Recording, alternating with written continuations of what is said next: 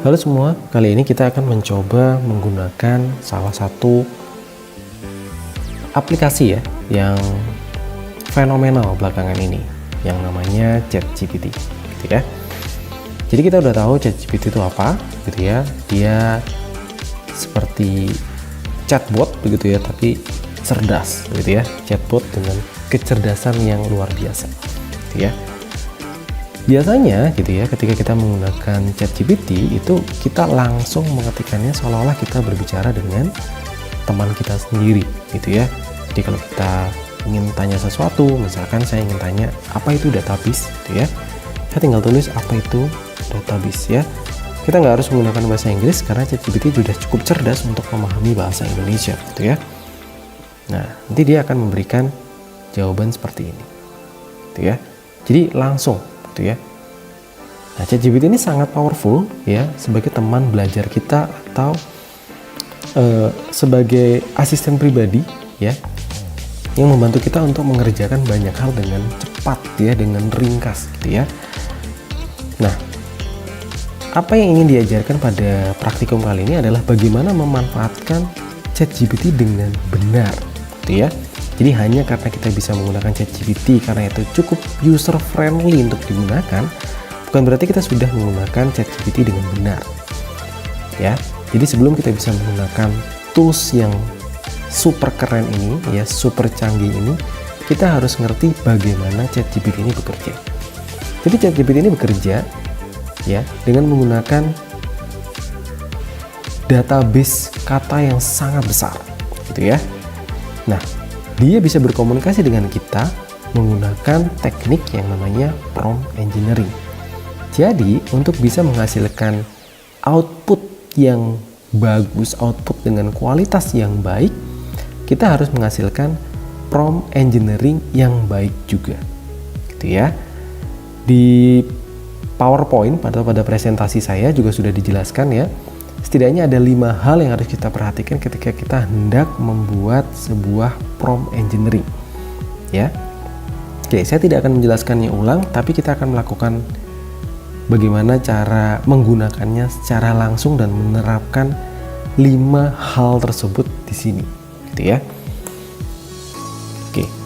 Jadi untuk memastikan kita bisa berkomunikasi dengan baik ya, biasanya kalau misalkan kita sudah menggunakan ChatGPT, kita sudah punya banyak histori percakapan. Contohnya ini ya, kata apa itu database atau pertanyaan apa itu database itu sudah ada di dalam histori percakapan kita.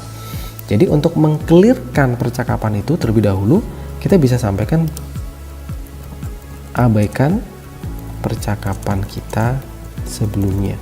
Jadi kalimat ini akan memberikan konteks ya, bahwa apa yang kita bicarakan sebelumnya itu sama sekali nggak ada hubungan dengan apa yang nantinya atau kedepannya akan kita lakukan ya. Jadi itu penting. Cara teknik yang kedua ya, setelah kita meriset si ChatGPT-nya, kita akan memberikan dia konteks yang lebih jelas ya, namanya role engineering gitu ya. Jadi kita akan mengarahkan si ChatGPT untuk menjadi pribadi tertentu gitu ya. Ini sangat baik untuk memberikan konteks terhadap ChatGPT gitu ya. ChatGPT itu bisa menjadi dokter, bisa menjadi pilot, bisa menjadi seorang academic counselor gitu ya, dan sebagainya sesuai dengan apa yang kita kehendaki. Let's say saya ingin mencari sebuah topik penelitian gitu ya. Nah, siapa sebaiknya yang kita adakan komunikasi untuk hal ini? Boleh saja dia seorang pakar IT, boleh saja dia seorang academic counselor gitu ya, yang punya kepakaran tentang IT dan sangat berpengalaman. Jadi kita bisa buat atau bisa mengkondisikan hal itu. Oke, kita coba mengkondisikannya ya. Anda sekarang adalah seorang ya penasehat akademik gitu ya, atau jangan penasihat akademik ya, kita pakai yang praktisi IT gitu ya, seorang praktisi IT yang sudah sangat berpengalaman gitu ya. Kita berikan konteks lagi gitu ya. Tugas apa yang nantinya harus dikerjakan oleh si ChatGPT?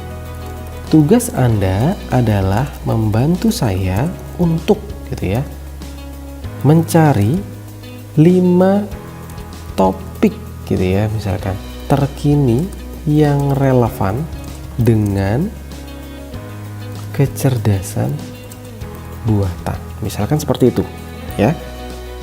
Jadi nantinya dia akan menjadi seorang praktisi IT yang nantinya akan bekerja untuk mencari 5 topik terkini yang relevan ya, yang relevan ya, ini diperbaiki ya, yang relevan dengan kecerdasan buatan. Jadi kita sudah kasihkan dia sebuah ruang ya, kemudian kita sudah berikan dia task gitu ya. Oke, kita boleh detailkan ini hingga cukup detail sehingga tugasnya itu tidak general gitu ya. Harapannya apa? Harapannya adalah si ChatGPT bisa memberikan hasil yang lebih spesifik ya. Tuliskan juga gitu ya, tuliskan topik-topik tersebut secara urut berdasarkan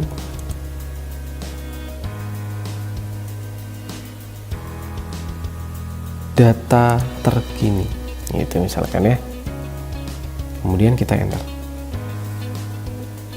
Nah nih ya, dari sini kita udah bisa lihat bahwa ChatGPT sudah bisa bekerja dan menghasilkan output seperti yang kita harapkan ya. Kalau kita tidak melakukan prompt engineering yang baik, maka hasilnya bisa saja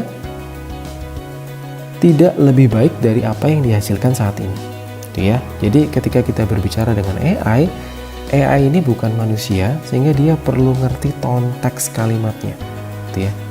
Kira-kira saya mau ditanyakan sebagai apa nih begitu ya. Jadi misalkan nih, kenapa konteks itu penting? Ketika kita berbicara tentang developer gitu ya. Developer itu kalau kita bicara dengan anak IT, developer itu adalah programmer, orang yang mengembangkan, itu juga disebut dengan developer gitu ya. Orang yang mengembangkan program. Tapi kalau kita pergi ke perumahan ya, ke orang yang latar belakangnya itu konstruksi gitu ya, ngomongin developer itu adalah pihak pengembang perumahan, misalkan seperti itu. Itu adalah satu kata dengan 2 konteks yang berbeda gitu ya. Jadi penting buat AI untuk mengerti konteks pertanyaannya. Semakin bagus kita mengarahkan AI untuk memahami konteksnya, maka output yang dihasilkan juga akan semakin baik gitu ya. Kita boleh mendalami apa yang ada atau sudah diberikan di sini sehingga percakapan itu sambung menyambung seperti rantai. Ya, ini juga termasuk teknik prompting berikutnya, yaitu chain of thought ya. Jadi kita menanyakan hal yang sudah disampaikan sebelumnya. Jadi tidak kita putus ya, tidak kita minta untuk ditanyakan ulang.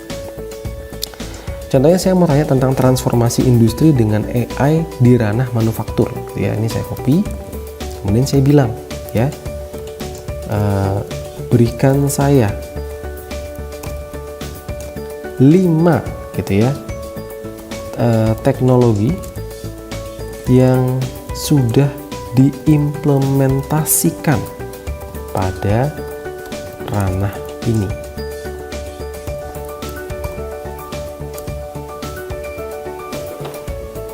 Oke, ini ya, tuh ya, ini adalah proses yang namanya chain of thought engineering ya, prompt engineering. Jadi berdasarkan data yang sudah dia hasilkan, kita minta untuk didalami ya lagi jawabannya, sehingga kita bisa mendapatkan hasil yang jauh lebih detail gitu ya, nggak cuman hasil yang umum atau general. Ini bagus untuk ketika kita melakukan penelitian tentang membuat sebuah karya ilmiah ya. Kita bisa mendalami sesuatu hingga cukup detail ya, sehingga bagus untuk disampaikan atau dibahas ya. Kita udah dapat ya pemrosesan gambar dan penglihatan mesin. Ini kita bisa minta juga buatkan atau berikan saya gitu ya, berikan saya 5 jurnal yang juga membahas tentang topik sebelumnya. Nah, di sini dia bilang ya bahwa saya tidak bisa mengakses data terkini ya, karena pengetahuan ChatGPT untuk versi yang 3.5 itu dibatasi di September 2021. Ya, ini GPT 3.5 ya. Oke. Tapi dia bisa bilang gitu, dia bisa mengarahkan bahwa bisa cari di sini nih, di Google Scholar ya, IEEE, ACM, Springer gitu ya, untuk menemukan apa yang kita butuhkan. Gitu ya. Oke, saya akan memberikan ini lebih detail lagi ya. Berikan saya 5 jurnal, ini saya perbaiki ya. Dengan topik sebelumnya di tahun 2020 hingga Januari 2021.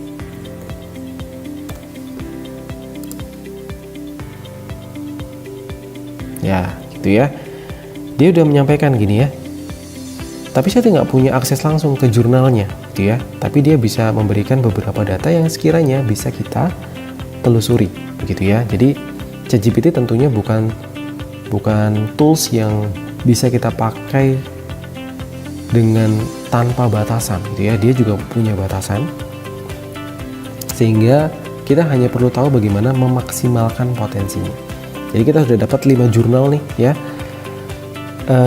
Yang perlu harus diperhatikan ketika mendapatkan output dari ChatGPT adalah pastikan bahwa data yang diberikan atau output yang diberikan oleh ChatGPT itu juga perlu kita cross check terlebih dahulu. Apakah betul gitu ya ada data terkait dengan ini ya, dengan referensi yang pertama.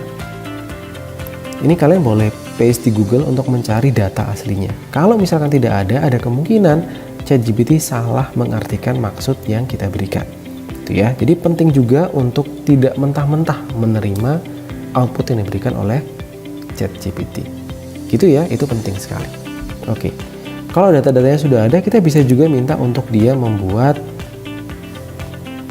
buatkan saya struktur ya karya ilmiah yang dibagi ke dalam 5 bagian, mulai dari latar belakang hingga solusi yang bisa digunakan.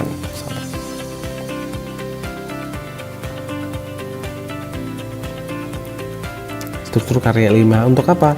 Untuk membahas topik sebelumnya. Nah, ini tinggal di enter. Kemudian dia kasih ini ya. Judulnya masih ya, transformasi industri dengan penerapan. Jadi kita masih menggunakan chain of thought ya. Dia kasih ini pendahuluannya kayak gini nih ya. Nanti kita bisa dalemin lagi. Oh, ternyata nanti karya ilmiah saya itu isinya pendahuluan dulu, latar belakang, penerapan AI, dampak, tantangan, etika, studi, solusi. Wah, ini masih nggak sesuai ya. Dia bagi ke dalam 9 ya. Padahal tadi saya mintanya dibagi ke dalam 5 bagian gitu ya. Tentunya ini nanti kita bisa perbaiki ya, minta dia untuk diperbaiki ya. Tolong revisi menjadi 5 bagian saja. Pendahuluan, penerapan, dampak, tantangan, masa depan. Ups, masih nyambung ya. Ini juga termasuk keterbatasan ya. Ternyata ChatGPT tidak mampu merisam ya materi yang ada di atas menjadi 5. Jadi yang paling mentok adalah 6 kesimpulan ya. Kita bisa regenerate untuk mendapatkan hasil yang kita kehendaki, tapi bisa saja hasilnya juga tidak cukup baik daripada yang sebelumnya. Tapi yang terpenting ya adalah ketika kita mendapatkan output, kita tidak harus menggunakan aturan atau apa yang sudah dituliskan di sini ya. Proses refinement atau proses perbaikan dari apa yang dihasilkan oleh output tetap ada di sisi usernya. Jadi kita bisa memperbaiki dari apa yang ada di sini. Misalkan let's say bagian etika ini kita masukkan ke dalam kesimpulan gitu misalkan, atau dampak dan tantangan kita jadikan satu paragraf, maka prosesnya sudah selesai gitu ya. Kita sudah mendapatkan 5 bagian yang membahas tentang transformasi industri, melalui penerapan kecerdasan buatan. Begitu ya.